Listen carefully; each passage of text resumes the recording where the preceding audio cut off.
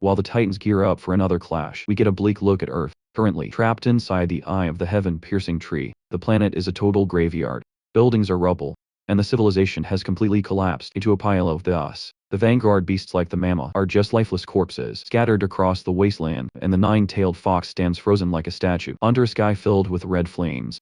Everything seems to be at a permanent standstill of death, but then, a mysterious robed figure appears in the ruined city, walking through the silence with a cold light flashing in their eyes. On Earth, or what's left of it inside the tree's eye, a mysterious girl in a purple cloak is walking through the graveyard that used to be a city center. She looks at the fallen vanguard and basically tells them their nap time is over. Suddenly, massive silver-white roots burst from the concrete, and a giant aged face emerges from the ground, supported by the root system. She's out here trying to hit the reboot button on the Misty Mountain squad, but Ninetales is still stuck in statue mode, and the whole city is currently a gloomy, desaturated gray back in the main arena. The fight is hitting a high-speed orbit. Ziyu and the Emperor are moving like streaks of light. The Emperor tries to trap Ziyu in a spike cage that double procs as a bomb, but Ziyu just folds his wings and tanks the blast before flying high to reset. He counters with holy wings, raining down golden feathers, but the Emperor's shield is too thick for that level of hit damage.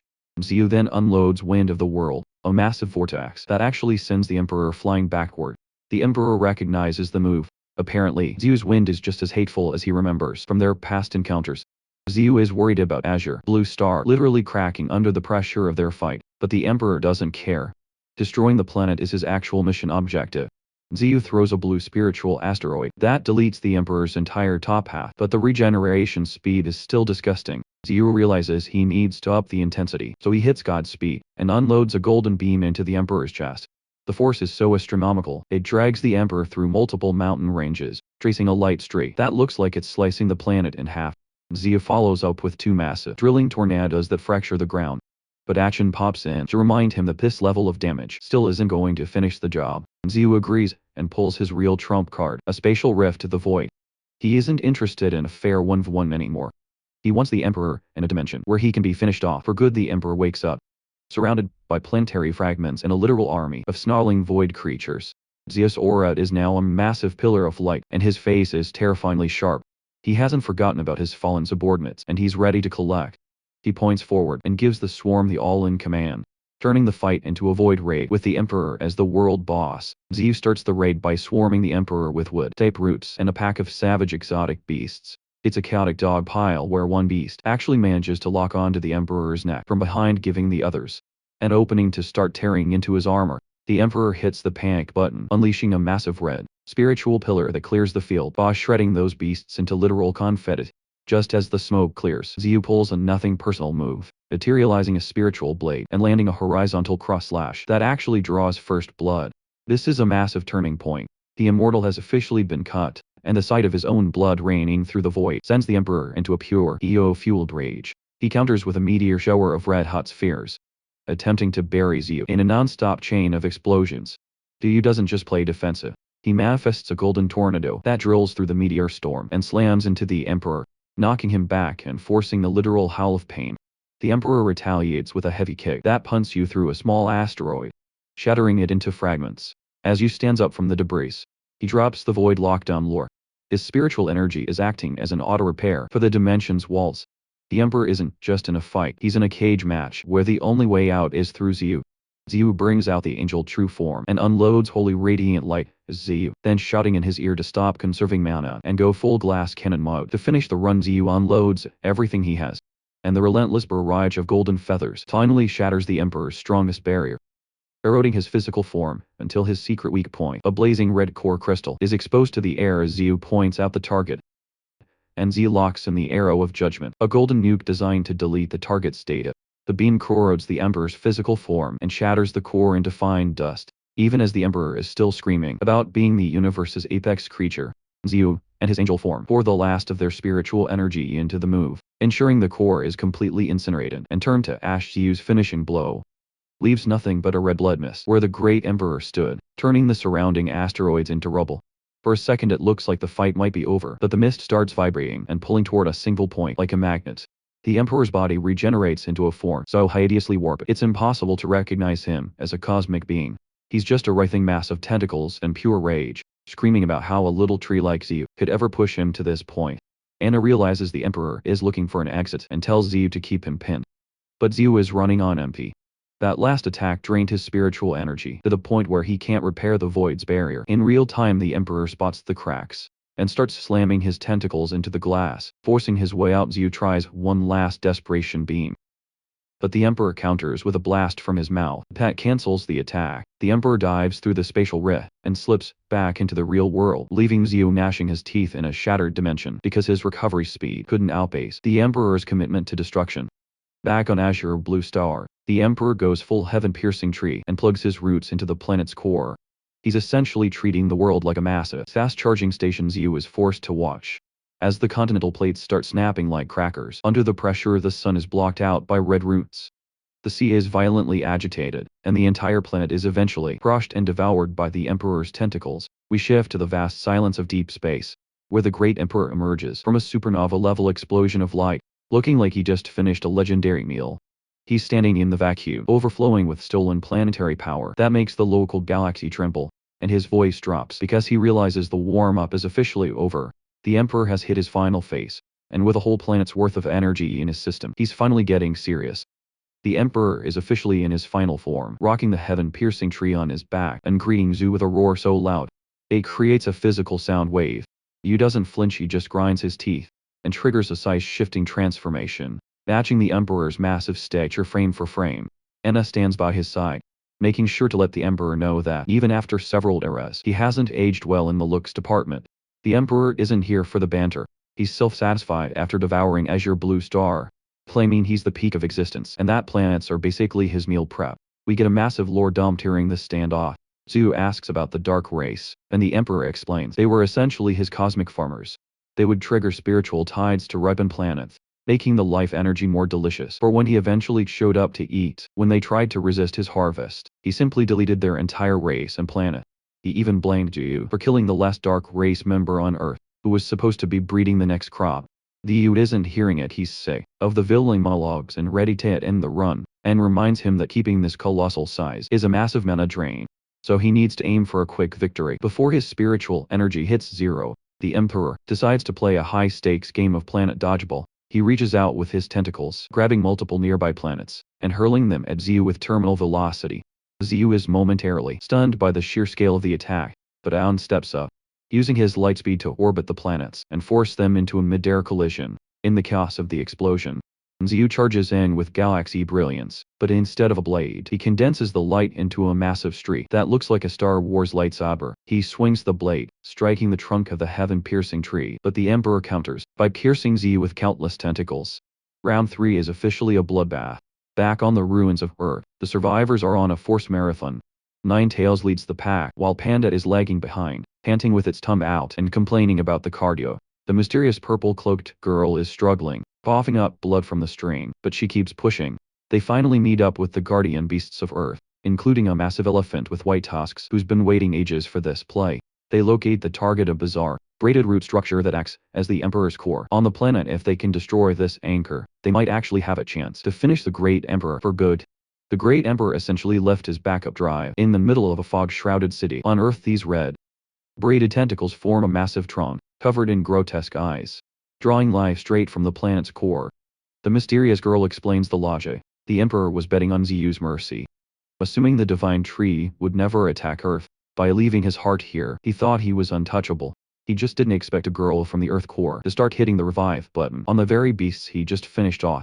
The raid on the Emperor's heart begins, but the organ has its own consciousness. It realizes the Misty Mountain squad is closing in and starts sprouting barbs in a protective barrier. To make things worse, it begins spawning its own day army. Tentacles split into segments, grow to the mouths and arms, and transform into a sea of mutated beasts. It's a full-on beast tide, and the squad has to fight through the mob to reach the center. Panda is out here doing his best, but is clearly over the cardio. While Golden Ant is in full Slayer mode, dissing through anyone who blocks the path, Emperor Crocodile unloads a destructive stream of energy to thin the crowd, and Ninetales eventually clears the lobby with her flame body skill. She drops a massive spiritual nuke that incinerates the mob and leaves a path of lava in its wake. With the front line cleared, the 3 guardian beasts of Earth take the opening. They combine their power into a single, blinding energy sphere and launch it directly at the heart's drum. The impact is a direct hit, severing the connection between the Emperor's heart and the planet. Bull Demon is already celebrating the win, but the mysterious girl is still on high alert. She's staring at the severed trunk, likely realizing that when a raid goes this smoothly, there's usually a phase 2 waiting in the wings. The guardian beasts combine, new connects, and the trunk containing the great Emperor's heart takes a direct hit. It loses its connection to the planet and collapses into the city like a falling skyscraper, leveling several blocks in a massive cloud of rubble. Out in the cosmos, the great Emperor is in the middle of a high-speed spear toss exchange with Ziyu. When the system failure hits him, his 7 orifices start leaking blood and he vomits a strange red gas. Realizing his physical anchor on Earth has been compromised, it's a massive, internal injury that Zhu watches with confusion. Not yet realizing the ground team just landed a critical hit on the ground. The dead trunk isn't actually out of the game. The tentacles wiggle and merge into a mutated freak, essentially a half-built creature with 1 arm, 1 leg and 1 wing. Despite its botched appearance, it hits like a truck. It blitzes the Thunder Dragon, stabbing a spiritual blade into its abdomen before punching it into the mammoth and dinosaur. The impact is heavy enough to send all 3 crashing through several buildings, turning the area into a graveyard of concrete and dust. Bull Demon tries to pin the creature with a 1000-fold gravity well, and Golden End moves in with a 10-fold slash, but the freak unloads a sonic roar that stalls the entire squad. Hando White Tiger and Jinshi try to dogpile the thing, but they are instantly repelled in a massive explosion of spiritual energy. Emperor Crocodile unloads a beam that levels everything in its path, but when the smoke clears, the mutated creature is standing there, completely unharmed. Even worse, the main heart trunk behind it is starting to regrow its tentacles. It's a race against the clock. If they don't delete this thing immediately, the Emperor's heart is going to hit full health again. The creature fires off a volley of spiritual arrows to keep the squad at bay. But Ninetales tries to capitalize on the distraction. With a sneak attack, she unloads a stream of fire, but the creature is fast enough to tear through the flames and reach for her head. Just as the grab is about to land, the mysterious girl intervenes, severing the creature's hand in a single move. She's done being an observer, and as she stands over the freak, that silver-haired ancient face emerges from the ground behind her, ready to provide the heavy support for the final push. The Great Emperor is having a total meltdown in the cosmic void, lashing out with tentacles so heavy they're literally shattering the fabric of space. He's roaring in a blind rage, but back on Earth, the mysterious girl is already moving to checkmate him. She's done being patient with the mutated heartbeast and triggers her endgame. The ancient white-haired creature behind her unloads its hair like a massive invisible spider web, functioning like a high-tensile net that catches the beast mid-charge. With a flick of her wrist, she plays the role of a lethal puppeteer, pulling the strings taut until the mutated beast is shredded into thousands of pieces. She doesn't stop there. She sends the white hair swarming over the Emperor's heart trunk, dissing the backup drive into scrap. As the planet begins to fracture under the sudden loss of the heart stability, the girl reveals she's been cooking this plan for hundreds of thousands of years. The white hair expands at a speed that defies logic, wrapping around the entire globe like a protective shell. She activates great teleportation, a secret technique that essentially rips Earth out of the Great Emperor's eye and hot swaps it back into its original coordinate. In the solar system 1 second, Panda and the mammoth are standing in a bleak gray wasteland, and the next they're bathed in familiar sunlight. Earth is finally home, but the cost is astronomical. The mysterious girl is literally falling apart, her life force draining away as she reminds the squad that the mission isn't over until Ziyu finishes the fight in the void out in deep space, and panics when he sees the Earth-size hole in the Great Emperor's chest. Assuming the planet was just deleted, Ziyu keeps a cool head and fires up his heavenly eye, a cosmic deeps that allows him to see across the galaxy. He locks onto the solar system and spots Ninetales, confirming the planet survived the teleport. The Emperor, meanwhile, is losing his connection to his nutrient source without the heart on Earth to feed him. His spiritual energy is leaking and turning chaotic. Ziyu realizes the Emperor's admin privileges are glitching and seizes the opening. He's done with the millions of years of drama and decides it's time to close the account. He triggers his final ultimate, 9 realms. He's not just using one minor world. He's merging all 9 of his personal dimensions into a single blinding golden nuke. Anna can barely believe the scale of the power, as the light becomes a singular world-ending flash. The Emperor gathers the last of his chaotic energy for a final counter barrier, but it's clear the heaven-piercing tree is running on fumes.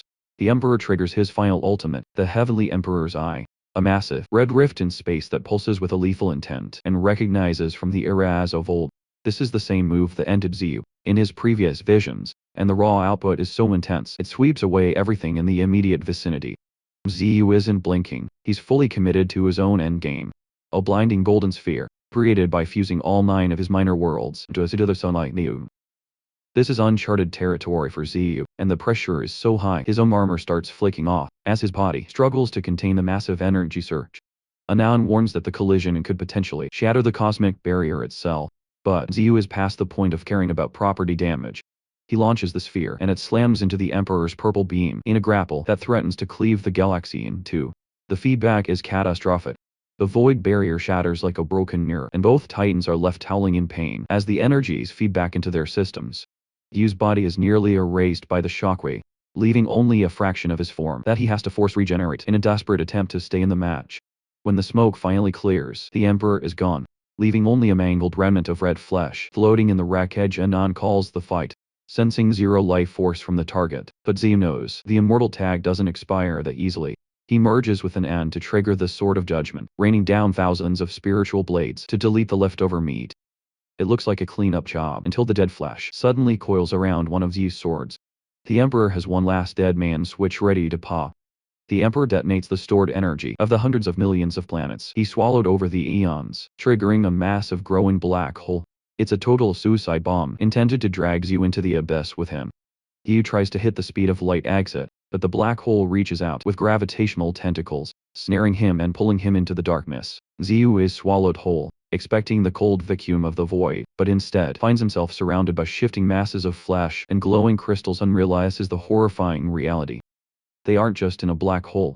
They've been pulled directly into the inner workings of the Emperor's remains. The space is contracting, crushing them inside a living tomb of muscle and spirit. Ziyu and realize they are currently sitting inside the Emperor's internal organs, and Ziyu immediately hot swaps back into his dark elf form. He's running dangerously low on mana, and maintaining a skyscraper-sized body while being digested is a resource drain he can't afford.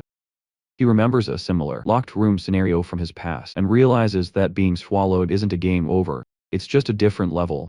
He starts opening void cracks like a spatial kicks, teleporting them through the Emperor's anatomy until they find the main server room. The brain they find a pulsing, blood-red mass connected to the rest of the body by glowing threads, hidden inside a flesh cave at the center. They discover the Emperor's ultimate insurance policy, a miniaturite fetus-like true form that's been drawing power to keep the main body immortal. This is the cheat code that's been preventing a permanent kill. You manifest galaxy brilliance into a handheld weapon. Ignoring the two guardian beasts, the brain spawns as a last-ditch defense. He pierces the tiny fetus form, sending the Emperor's essence into a final roar of agony before the tiny body dissolves into spiritual dust. A massive white explosion rocks the cosmos as the great Emperor's physical form finally hit zero. Ziyu and Aaron emerged from the spiritual blast into the open void, looking absolutely drained but grimly satisfied. Back on Earth, the mysterious girl senses the legacy boss aura has finally vanished from the galaxy. Ziyu notices a rare loot drop in the wreckage. A meteorite crystal his system panel confirms. This item is a planetary repair kit that can also be used as a delete button for worlds. It's exactly the tool he needs to fix the damage left behind by the war. Ziyu opens a spatial rift and returns to Earth, greeted by the 10 fierce beasts who are relieved to see their master back in one piece.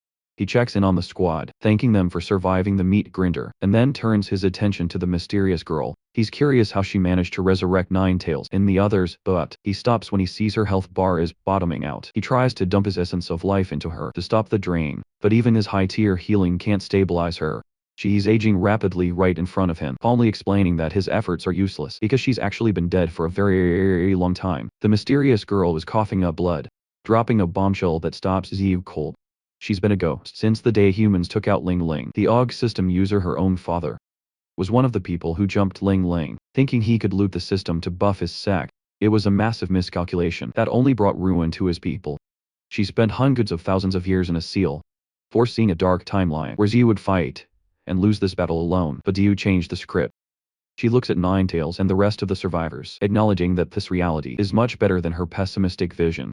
She leans against the rock, satisfied that the planet is safe from cosmic predators. Her mission is done. Ziyu tries to heal her, but she's ready to move on and rejoin Ling Ling. She and the massive withered tree behind her dissolve into light, leaving Ziyu with the responsibility of the planet. Down on the surface, bunker doors are creaking open. Humans are crawling out to find that the extermination event was officially cancelled. Ziyu decides to finish the job with a global reconstruction project.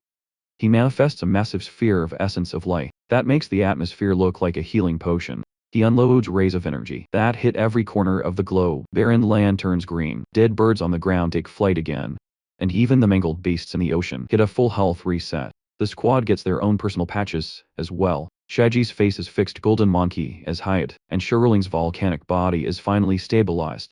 The war is over, Earth is still on the map, and humanity is already starting to rebuild. Ziyu spends the next few weeks acting as a cosmic janitor, repairing other planets damaged in the crossfire, before finally heading home to Earth to look at the sky. Ziyu's willow form stands, firmly rooted under the vast sky.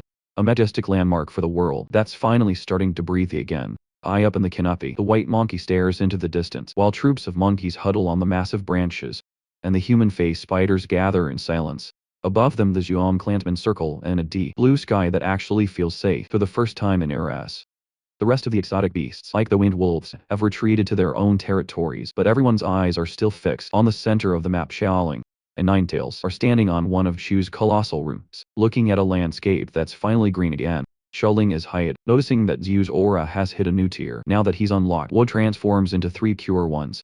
She's already calling his rank 7 advancement, but Ziyu is humble about the upgrade.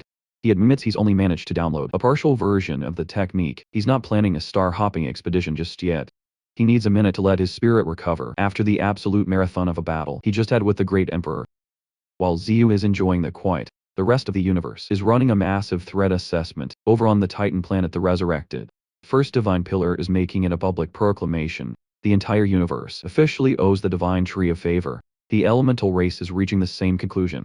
The Thunder Lightning Archmage is basically telling her squad that Ziyu's power has hit an unshakable level, and that starting a fight with him is the worst possible career move.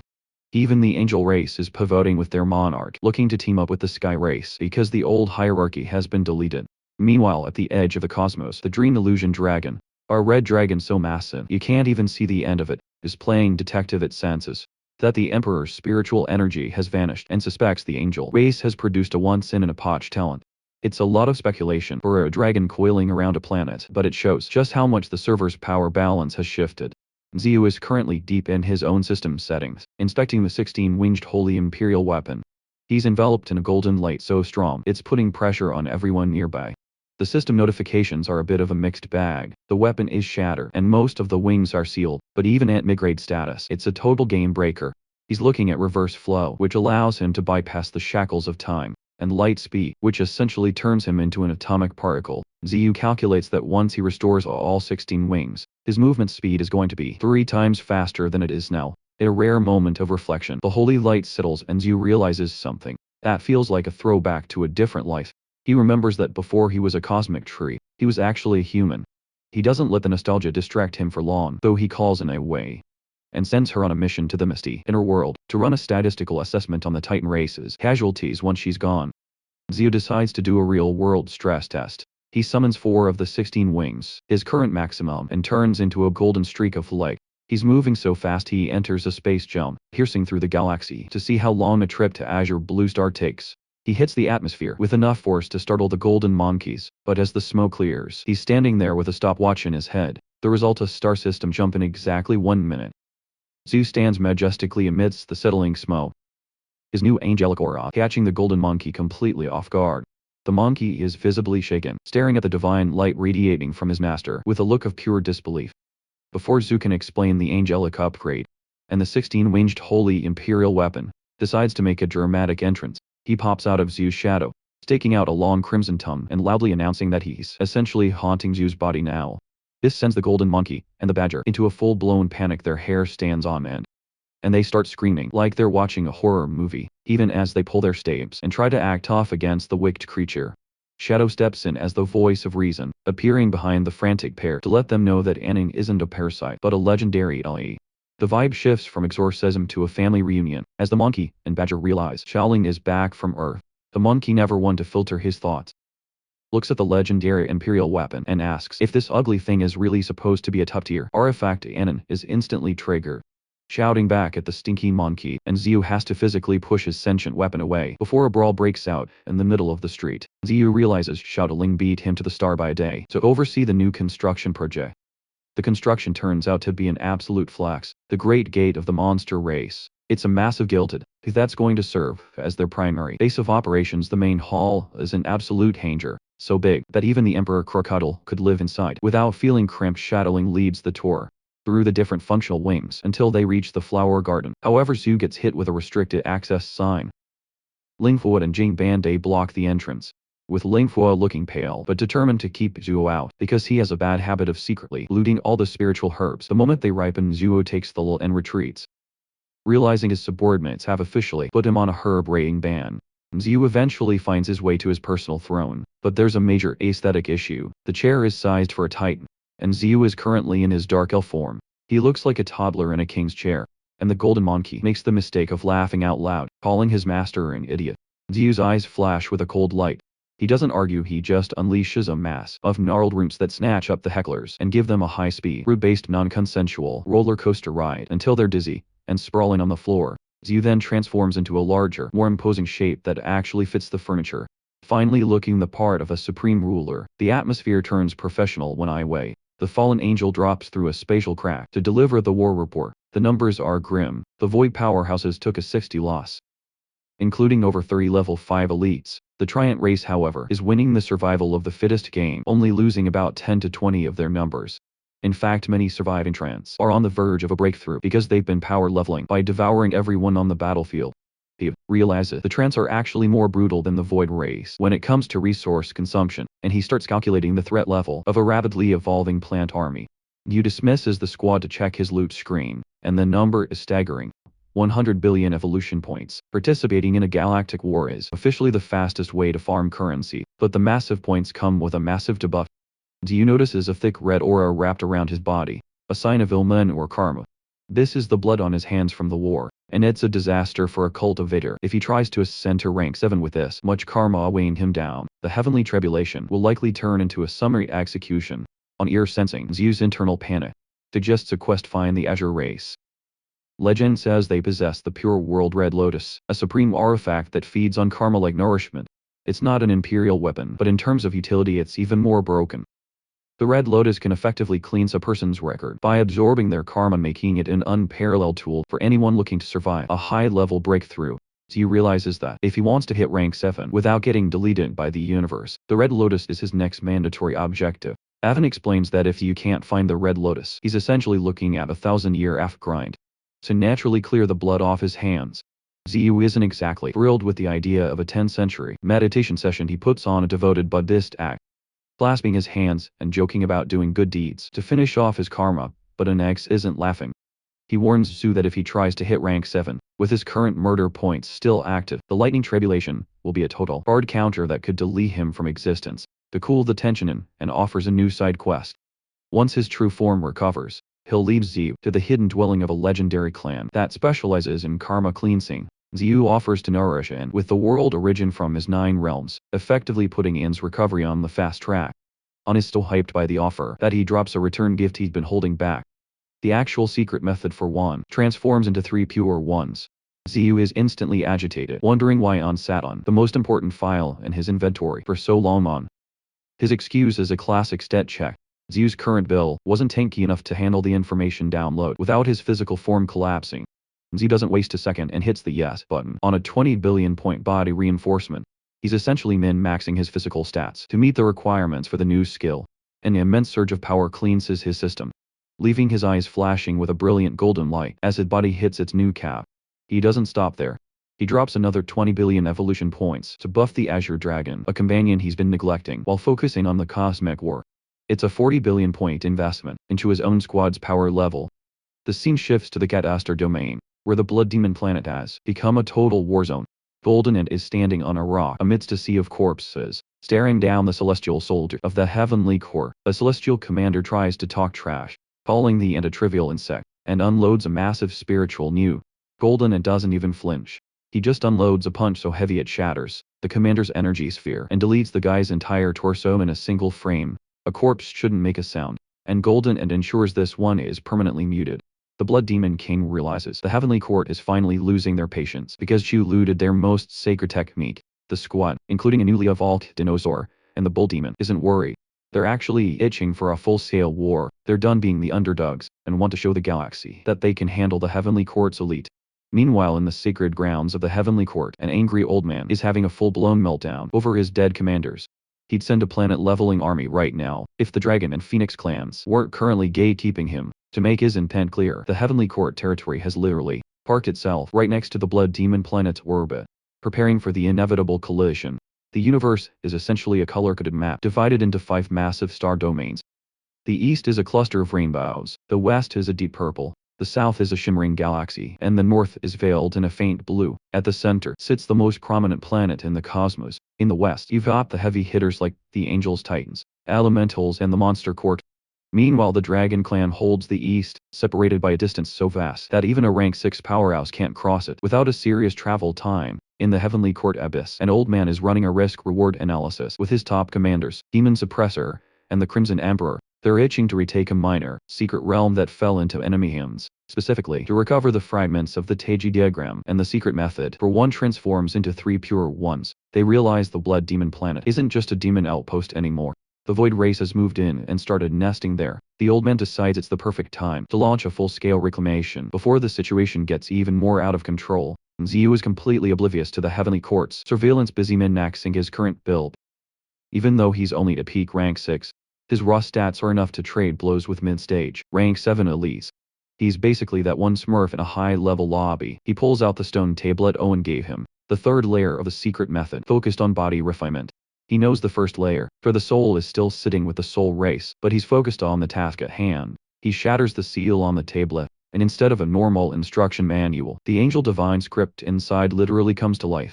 The characters fly out and swarm, Ziyu wrapping his true form in a blinding golden light that manifests as a colossal, angelic silhouette. The exotic beasts on the ground have zero respect for the divine aesthetic. White Tiger sees the majestic, glowing figure and immediately roasts him by calling him a birdman. Inside the Vitality world, Owen is watching the progress and realizing that Ziyu is speed running the cultivation at a pace that makes other heavenly talents look like they're lagging. He's convinced that once Ziyu officially hits rank 7, there won't be a single force in the galaxy capable of putting him on a cooldown. While the golden light is still processing, Ziyu senses a disturbance on the Blood Demon planet. He doesn't wait for his cultivation to finish. Before acting, he summons Bashan, Lin Fang, and the Insect Princess for an immediate deployment. He opens a spatial rift right in front of them, bringing in Zillian as the designated taxi to ferry the squad to the front lines. The war for the Blood Demon planet is starting, and Ziyu is making sure his heavy hitters are already on the field. Ziyu briefs the reinforcement squad on the situation, explaining that while Golden Ant's group is ready for a fight, he's sending in Bashan, Lin Fang, the Insect Princess, and Zillian as extra insurance. Echo suddenly pops up offering to join the party. He's been living on Azure Blue Star since his artifact was destroyed and feels it's high time he settled some old debts. With the Heavenly Court, Ziyu watches the 4 of them streak out of the atmosphere like shooting stars, comforted by a new system notification, Divine Resurrection. It's essentially a 24-hour insurance policy that lets him revive anyone or realm weaker than himself if he acts within a day of their death. On the Blood Demon planet, the atmosphere is thick with smoke, fire, and pure hatred. The Heavenly Court forces are raining down golden spears from their secret realm, forcing the Blood Demon race to howl in pain as they try to close the distance. One Heavenly Court commander is out here flexing with a silver phoenix spear, clearing out the front line with a massive explosion and calling everyone trash. He gets a rude awakening when Golden Ant blitzes him from behind at a speed that defies logic, using a tenfold attack that shatters the commander's spiritual phoenix and pierces right through him. Golden Ant doesn't slow down. He leads the charge into the enemy ranks, dissing through them while the rest of the beast follow his lead. The Heavenly Court tries to pivot, targeting an exotic beast with a full-force spear launch. They expect to kill, but the smoke clears to show the spear didn't even scratch the beast. Steel-hard skin, the beast responds by swatting the attacker out of the air and crushing him into the dirt. A masked figure in the back starts realizing that the White Tiger and the Ant are serious problems, but they have a bigger issue right in front of them. The Bull Demon, he pulls a stealth play, appearing right in the middle of the Heavenly Court's army with a terrifying grin. Before they can even process the retreat command, he detonates a spiritual pillar that wipes out the entire unit in a single frame. On another corner of the map, a few Heavenly Court soldiers decide to target the Platypus, assuming it's the weakest and most foolish member of the squad. It's a classic bully the small guy in a state. The Platypus gets triggered instantly, its eyes flashing red as it unloads a violent burst of golden, spiritual energy. The resulting explosion clears the area, leaving the soldiers who underestimated it as motionless piles of rubble. The Platypus stands there slightly mollified, while the battlefield continues to burn. A massive shockwave turns the city into a gravel pit, leveling buildings and leaving the ground shrouded in a thick layer of smoke. It's a visceral scene. An exotic beast dangles a victim from its jaws, while wounded heavenly soldiers stand frozen in terror. High above the undying Blood Fang is running a vampire Kessel play, filling the sky with clones that dive bomb the defensive lines. People are getting torn apart by shark-like beaks, leaving the ground stained with the human cost of this invasion. A silver-haired man from the heavenly court drops onto a rooftop with enough force to shatter the structure, fixating his cold gaze on the original blood fawn. He's the law and order type, unleashing a surge of spiritual energy and blasting the bird out of the sky with a golden newt. The blood fawn slants into the city ruins, but immediately spreads its wings to reset. The silver-haired man is on it, instantly blocking the path and punching the bird back into the rubble. The bird is grounded and spitting blood, but the silver-haired man isn't interested in a fair fight. He reveals the heavenly court's hand. They've deployed 80 of a secret realm's military force for this all-out attack. He claims the planet is officially their property and prepares a golden pillar of light to finish the job. The blood fawn just laughs in his face. It has zero fear, summoning a massive black clone and inviting the man to see if he actually has the skill to kill a god. A waterfall of golden energy cascades from the heavens as Golden Ant enters the fray. He charges straight into a close-quarters weapon clash, sparks flying everywhere as he intercepts the silver-haired man. The man powers up, black markings spreading across his face like war paint as he unloads a massive golden wave. Golden Ant remains unfazed, easily knocking the man back. Even as 5 more heavenly court reinforcements surround him, he looks at the new arrivals like they're just another swarm of insects crawling out of a hole. Ronka's up on the heavenly court's secret realm. Crimson Emperor is doing a full raid analysis of Zhu's vanguard. He's got the scouting report down. Bull Demon handles gravity. The dinosaur is the designated most vicious melee threat. Golden Ant covers speed and he's. The platypus is a walking owl melt zone, and the blood fawn has the clone span. He realizes he's looking at over 10 fearsome powerhouses, but his subordinates are already starting to talk trash. The 12 primordial spirit, the heavenly court's elite unit, think the emperor has been in seclusion too long. They're arrogant, claiming their combat strength is unrivaled and that Zhu's monsters are just a warm-up. A minotaur spirit is specifically looking to test his strength against the bull demon's gravity manipulation to see who the real heavy hitter is. Crimson Emperor gives the order to advance. The 12 spirits are moving in, brimming with battle intent, and eager to show Zhu's team what a real elite squad looks like. The blood demon planet's sky has turned a deep, bruised red, and the heavy silence is suddenly ripped apart by a void rift. Lin Fang steps out with the calm energy of someone who's done this 1,000 times, followed by the rest of the squad, Ashwan Zillian, and the insect princess on her massive mobile nest.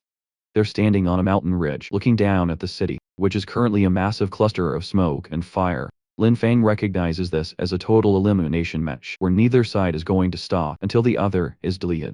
They try to join the fray, but the insect princess hits the brakes. Her sensory stats are off the charts, and she picks up 2 massive power signatures closing in on their position. Right on cue, Demon Suppressor and Crimson Emperor land in their path, hitting the ground with enough force to send rocks flying like shrapnel.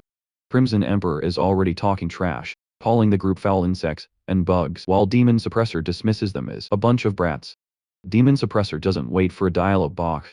He transforms his arm into a spiritual drill and aims it straight for the insect princess's nest. Zillian pulls a high-tier support move, dashing forward to intercept.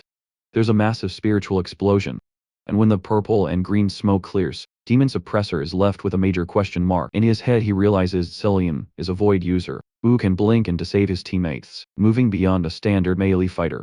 Zillian makes it personal, telling the Suppressor that he is enough to handle this fight solo. Lin Fang matches up with Crimson Emperor, transforming into a massive cloud of black mist that looks like a prehistoric beast.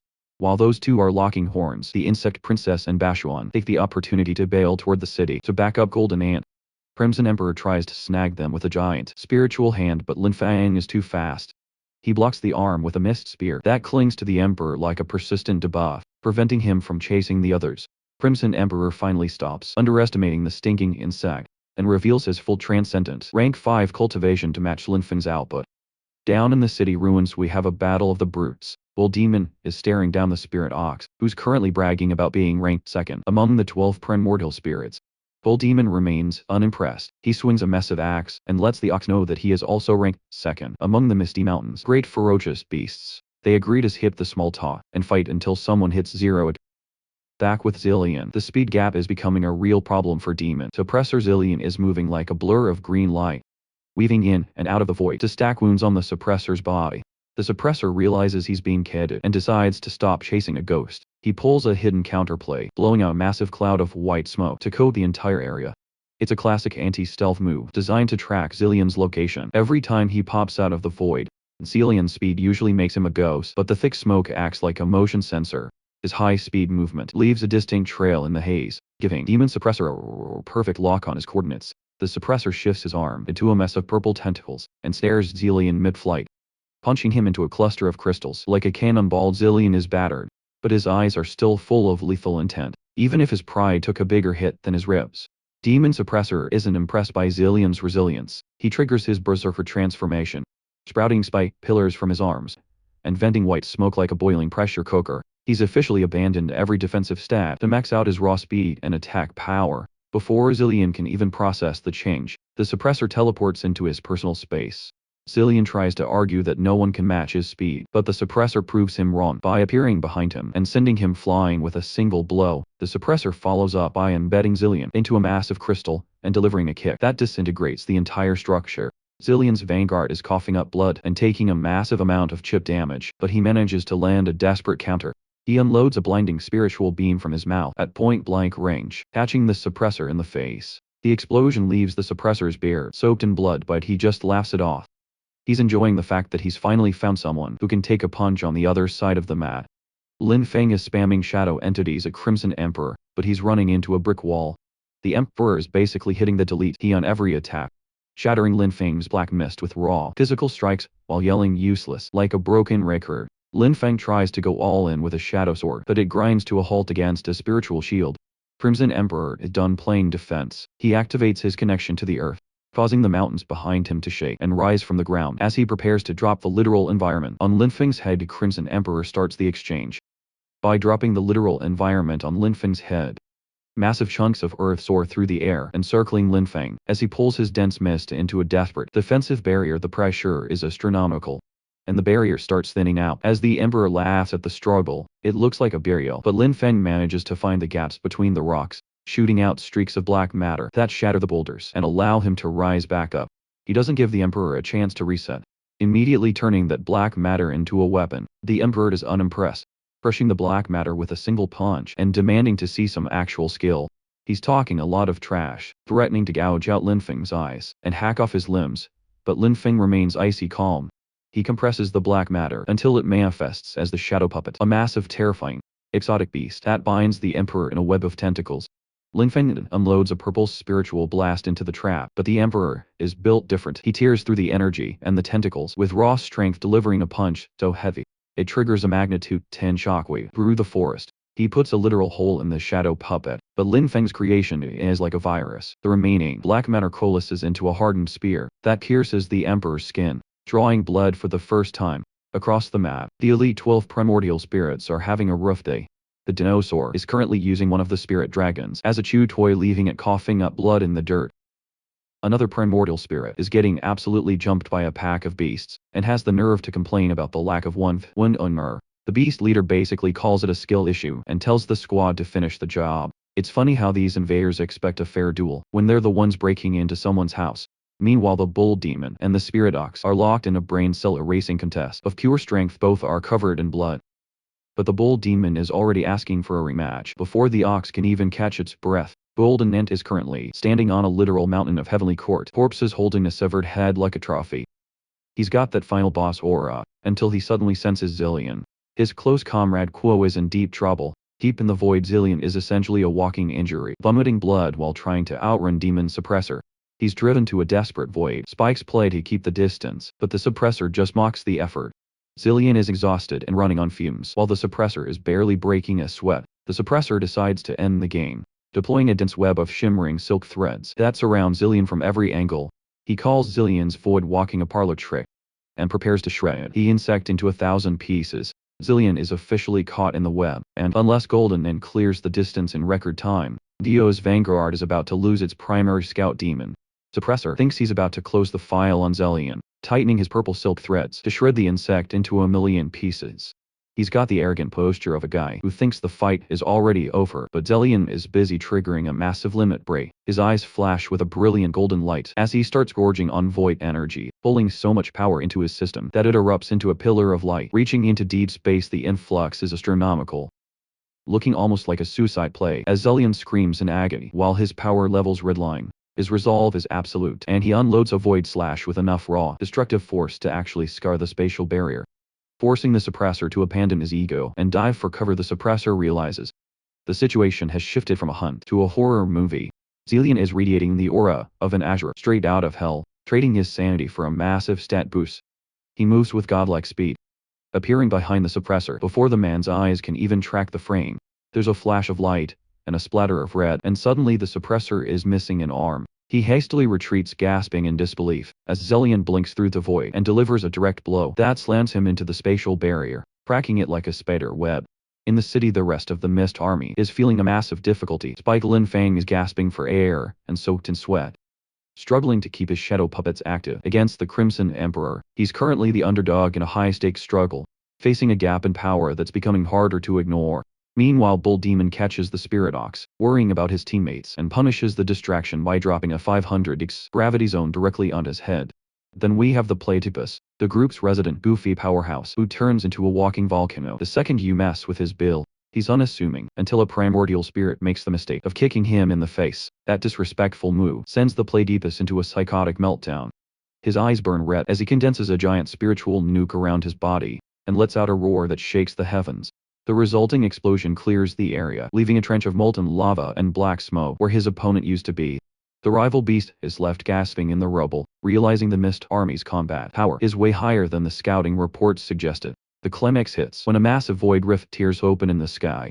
The Heavenly Court forces are expecting their leader to step out in triumph, but instead, the battered body of Demon Suppressor is punted through the portal like a rag doll. He's missing a limb and covered in blood, a sight that sends the nearby soldiers into a state of sheer panic.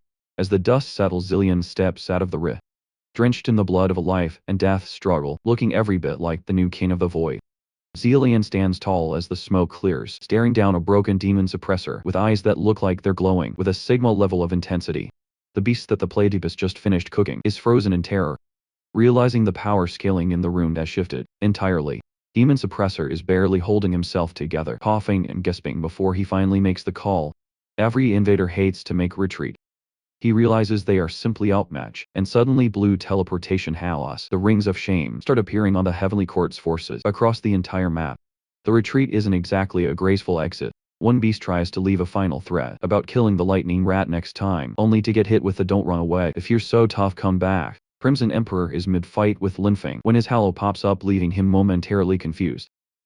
Lin Fang tries to capitalize on the distraction with a force-slicing strike, but the teleportation ring is a total hard counter, pulling the Emperor into the air. He leaves with a laugh, acknowledging Lin Fang's strength and promising a rematch, while Lin Fang is left gnashing his teeth at the bizarre spectacle of a planet-wide mass extraction as the blue light clears the field. The silence on the Blood Demon planet is deafening. Golden Ant and Bull Demon watch the Grand Army of the Heavenly Court vanish into the sky back in the Halos. The survivors are running a roll call and realize the Spirit Serpent is officially off the roster. It's a massive loss for the 12 primordial spirits, but Crimson Emperor keeps his cool. He lets them know this was just the scouting phase. The tutorial invaders and the actual Grand Army is still being prepped for an all-out war. On Azure Blue Star, Zayu gets a spiritual text message from the Laurel Tree via a golden script. He learns that the Blood Demon planet is safe for now, but the victory is short-lived. He realizes the Heavenly Court is preparing for a round 2 that will be much bigger than a simple skirmish. Zhao decides he can't let this war drag on, so he looks toward a distant desert and prepares to move his most dangerous pieces, the giant serpents. It's time to stop playing defensive. Zayu hits the confirm button on his own evolution, spending 15 million points on body molding to push himself toward rank 7. According to the data, a rank 6 breakthrough like this can actually grant the physical stats of an intermediate rank 7. As the high-level evolution starts, Zayu is enveloped in a pillar of blue light, giving off some serious Evangelion vibes, as his old bark shatters and falls away. Inside the light show, Zayu realizes he's hitting a developer bottleneck. He has too many high-level laws: Thunder, Vitality, Absolute Evolution, and they're clashing like a messy code base. Instead of trying to force them into one form, he decides to min-max his build by splitting them into separate avatars. He creates bodies for Thunder Control, Absolute Evolution, and Everlasting Proliferation. Among others, the plan is to let each avatar evolve in its own direction first, then merge them back into a single god-tier body later. It's a high-level strategy that's going to make him exponentially more dangerous once the merger is complete. Yu-Yo is a radiant beacon of golden energy, sending tectonic tremors through the landscape as he finishes a total system overhaul. Every single avatar, Thunder, Instant Vitality, and Absolute Evolution has officially crossed the threshold into rank 6. His true form isn't lagging behind. Having locked in rank 6, everlasting proliferation, this 5-pillar setup is the foundation for his next move. He has successfully split the 5 destinies for specialized training, and is now eyeing the integration process to fuse them back into a single, flawless entity. The roadmap leads straight to rank 7. The level where Cultivator officially joins the pantheon of immortal deities. Reaching this peak demands a massive trade-off. He needs a period of absolute silence to adapt to the power. This is the longest seclusion Yuzuki has ever faced. He has to ensure the demon court stays upright while he is off the board. He calls Nine Tails and Xiaoling into a meeting to finalize the transition of power. Nine Tails is confident about hitting rank 6 soon, yet Xiu is playing the long game. He knows raw power is only half the battle when you're managing an empire. He appoints Xiaolin as the executive lead and puts Nine Tails in the enforcer role. He is incredibly blunt about the risks. Right now he is the only thing keeping rival factions from tearing the place apart. If he disappears for a full century, the court could easily fracture or collapse. Xiaoling feels the weight of the crown and locks in with a rock-solid resolve to keep the peace. Xiu ensures she doesn't leave empty-handed. He hands over the innate yin-yang dual qi to feed her guardian spirits and unloads 10 drops of holy liquid he secured from the Sky Clan. Each drop represents the lifetime faith of over 100,000 believers. He commands her to drink it so he can personally rebuild her body using his high-tier tempering and 3 pure one's knowledge. Xiaoling downs the liquid and triggers a metamorphosis that looks like a solar flare. A golden pillar of light pierces the sky. She has to mentally survive the agony, as her marrow is rewritten. Xiu uses his tentacles to stabilize the vortex, shielding her while she cooks in heat so intense it even makes a fire specialist like Nine Tails sweat. When the golden haze finally clears, Xiaoling descends with hair that has turned a brilliant, fiery red. The demon court is officially under new management. Xiaoling is officially transitioned into a divine tier. Being her new red hair is a clear signal that the Holy Spirit liquid did its job, scrubbing every impurity from her system. She is essentially a walking mana sponge now, absorbing spiritual energy from the atmosphere. Autopilot Yuzhou is satisfied with the results, though he reminds her that having a divine body is only half the battle. The rest comes down to how she masters that power. With his work finished, he gives the final order for his commanders to withdraw so he can focus on his own evolution. Yuzhou relocates to the Void Minor World for his rank 7 attempt. This is a tactical necessity, because Azure Bluestar would likely fracture under the shock waves of a rank 7 breakthrough. He roots himself in the Void, where red lightning executions are the standard security protocol for any creature trying to interrupt his session. He sets up the heaven-piercing star array, a mental formation that hits harder than standard heavenly thunder. He acknowledges the array is still a work in progress, but it is already enough to threaten the stability of the entire dimension. He finally locks in, enveloping himself in a golden pillar of light that signals the start of the long sleep. The war in the Caddy Star sector has devolved into a grueling stalemate. Golden Ant and Bold Demon are holding the line, but the Heavenly Court is playing for territory, successfully planting flags on half the planet. White Tiger is leaning into his own height, shouting from a window about how he is too powerful for the spirit ox, tiger, and horse combined. While some are calling him a noisy cat, the actual work on the ground is becoming a meat grinder. The Heavenly Court's 28 mansions have intervened, turning what should have been a cleanup into a bogged-down conflict where 3 of their lords have already been sent to the graveyard. The squad is looking for any leverage they can find. Ao admits that, after centuries in a Heavenly Court age, his contacts with the Dragon Clan are essentially cold leads. Shalom is looking at the map with a grim perspective. This is no longer a quick skirmish. If they do not land a decisive blow soon, the Heavenly Court's deeper resource advantage will start to crush them. They are banking everything on Xiaolin and Nine Tails, who is clearly the favorite child in terms of raw power to navigate this crisis, while the Bay Tree is off the board for his rank 7 grind inside the Heavenly Court. The mood is equally dark. Demon Suppressor is reporting historic losses, with 7 rank 5 divine generals and 3 mansion lords permanently off the board. Crimson Emperor is still coughing up blood, a visual reminder that Golden Ants nearly deleted him in their last exchange. Even the Heavenly Court's elite are rattled by the raw combat power they are facing. They are now pinning all their hopes on the arrival of the 4 Heavenly Kings to salvage the operation and reclaim their momentum.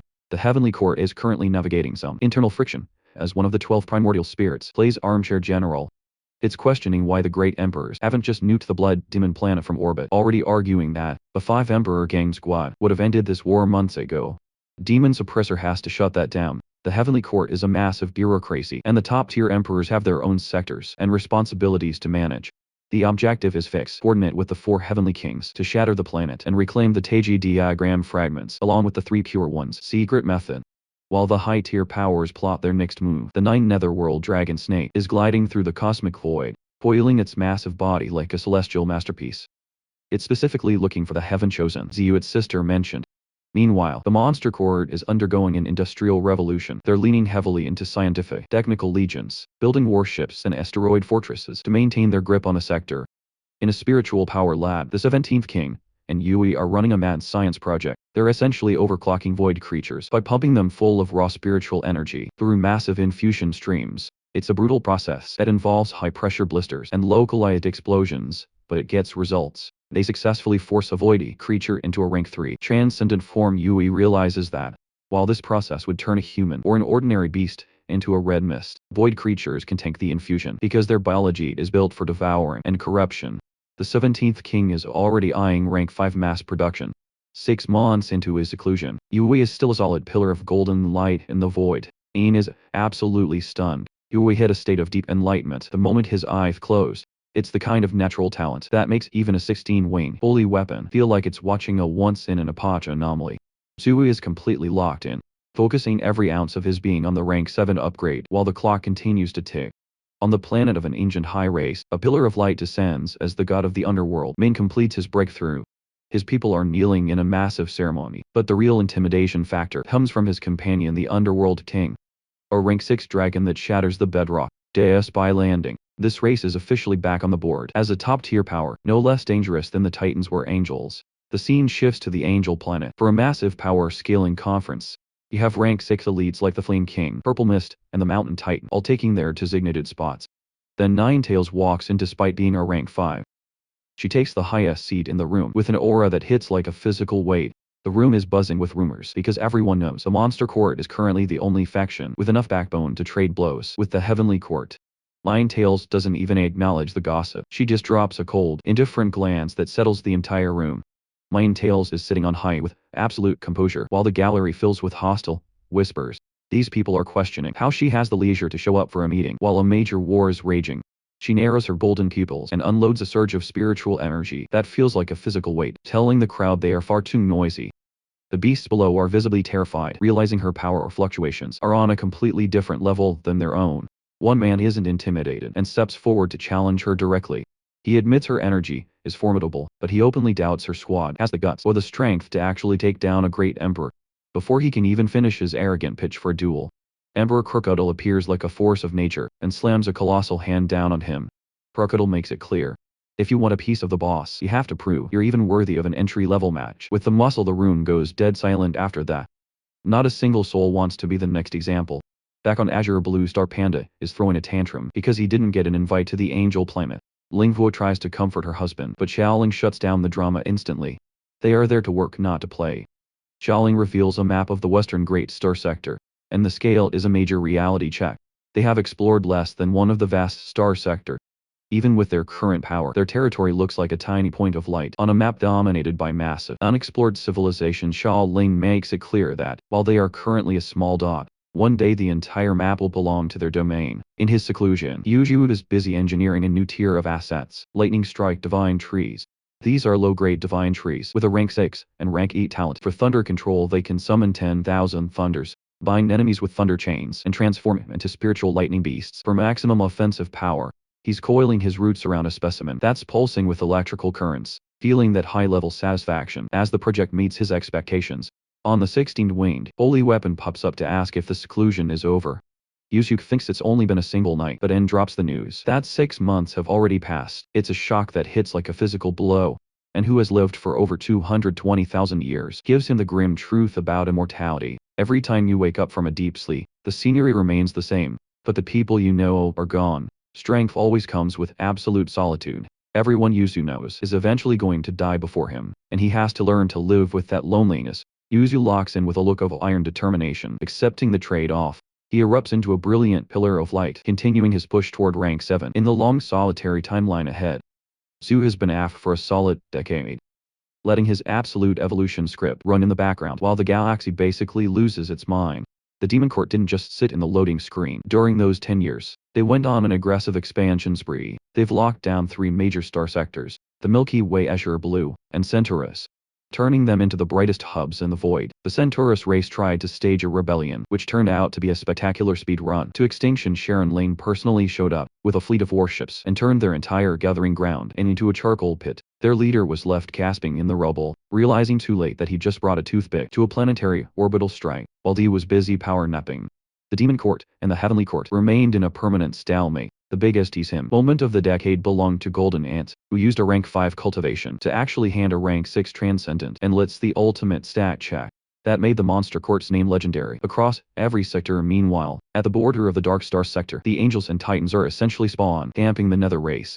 The Angels Sovereign made it clear: step 1 foot out of the dark and you're getting deleted. The Nether race had to tuck their tails and retreat back into the shadows for a bit. The solar system finally hits a major milestone, as a blinding golden light pierces the atmosphere. Ziyu's true form manifests as a massive silhouette in space, a Dharma body so gargantuan that Panda can see it from the surface of Earth without even trying. Ziyu is rooted in the void, surrounded by his personal army of lightning strike trees, and his entire root system is glowing with enough energy to power 1,000 suns. Xiaoling is watching the sky, realizing her master is finally back online. Even the Titan First Pillar is sweating, wondering if Ziyu has already cracked the rank 7 meta. The Titan Crown, a sentient imperial weapon, has to calm everyone down, explaining that a real rank 7 breakthrough would have wiped out half the star sector just by waking up. Still, it admits Ziyu's current vibes are hitting rank 7 levels, regardless of the technicality. Ziyu's 5 avatars have been starved of spiritual energy for 10 years, and he's finally ready to start the harvest. Purple lightning is striking his crown, and massive fruits are literally hopping out of his branches as his instant and vitality trees hit their next evolution tier. He's currently busy condensing 5 divine forms to maximize his success rate for the actual rank 7 trial. It's a high-level play, but it has attracted the attention of some very ambitious trash mobs. The god of the underworld, Min, is watching Zhu from the dark sector with the type of confidence you only see in a villain about to get clapped. Min's plan is the definition of a dumbass play. He wants to jump Zhu during the exact moment of his rank 7 tribulation, thinking he can catch the tree while the defense is down. The Ghost King is actually worried because even the Titans are scared of the Demon Court, but Min pulls out a secret weapon, the Nether Imperial weapon. He thinks this artifact is a cheat code that will let him see Ziyou and turn the tide for the Nether race. He's essentially betting his entire race's future on the idea that Ziyou hasn't left a single guardian behind to watch his back while he levels up. Min is ready to step out of the dark, convinced he's about to pull off the ultimate gang. Ziyou is currently trying to merge his 5 divine forms into one god-tier build, which he realizes is a mechanical nightmare. He estimates he needs at least 10 days of perfect uptime to finish the fusion. But the process is grueling and potentially lethal. Just as he is getting into the rhythm of the merger, some random spiritual energy strikes his roots. It is the ultimate grieving move. Someone is attacking his base while he is locked in a high-state evolution menu. He is livid, scanning the void for the troll who dared to interrupt his rank 7 progress. Before he can even retaliate, a girl pops into the frame. It is Laurel Tree, who has finally unlocked her human form and hit rank 5 transcendent. She gives him a quick smile before switching into a lethal combat state, acting as the vanguard for his seclusion. She makes it clear that anyone coming for the divine tree has a death wish. The attackers aren't hiding anymore. A literal swarm of the ghost race emerges from the void. These guys are salty about the Demon Court's aggressive expansion and think they can just delete Ziyou while he is vulnerable. Their leader claims his master is eager to see the divine tree perish, but Laurel Tree shuts him up by binding 2 ghost warriors with her roots and crushing them into a massive red pixels. 2 of the ghost race try to pull a pro gamer move, using a smoke screen to kite Laurel Tree away so they can rush Z's main body. They are mid-laugh, thinking they found an exploit in his defense, when a massive sky-eclipsing hand comes out of nowhere. It flattens them into the bedrock with enough force to fracture the entire area. While the ghost race tries to use their massive numbers to overwhelm the site, the rest of Yu's elite vanguard arrives to clear the lobby. Nine Tails leads the charge, incinerating a whole unit with a fire attribute blast. Emperor Crocodile starts spamming sonic blades that turn the battlefield into a literal slaughterhouse. Golden Monkey is out there with his staff, landing lethal headshots and growling at anyone who dares to breathe near his master. White Dragon brings the temperature down to absolute zero, turning a massive pack of ghosts into ice sculptures before the Thunder Dragon and Phoenix finish the job with a lightning fire combo. The ghost race tries to play the infinite respawn game, flooding the area with black creatures, but the Monster Court's technical fleet arrives to settle the score. The warships fire high-powered spiritual beams that disintegrate the swarm in seconds, forcing the survivors to log out and flee. Once the useless minions are cleared out, the god of the underworld finally steps into the arena. He is radiating pure rage, tired of watching his father get dismantled by Xiu's subordinates. He acknowledges the growth of the Demon Court's team but decides he has to handle the final boss work himself. He charges up a terrifying surge of spiritual energy in both hands and prepares to fire a direct shot, convinced that he is the only one with enough chips to actually take down the divine tree. Man finally decides to stop spectating and launches a high-powered spiritual beam directly at Xiu's main trunk. The blast is a total whitewash, swallowing the tree in a flare so bright it looks like Xiu just got deleted from the server. His subordinates are absolutely losing it. Golden Monkey and Crocodile are screaming for their master, but things get even worse when the cosmic tribulation lightning decides to enter the lobby. Massive dragons of pure energy rain down, and Ninetales warned everyone to clear the blast zone because this lightning is the stay dead variety. The bolts shred what is left of Xiu's body, until he is just a charred stump. Men is cackling like Kamal. Convinced he just secured the easiest kill steal of his life against a defenseless target, Min decides to flex by summoning the Netherworld Divine Armor, which is some cursed high-level gear that eats the wearer's flesh, for a massive combat buff. It is a parasitic, demonic suit that eventually hijacks the host's brain if it isn't fed enough souls. Even the Titan First Pillar starts feeling the spiritual pollution and decides he has to investigate the mess personally. Man is so confident in his new gear that he reaches into the crater to grab the willow stump, treating Xiu like a trophy he has already won.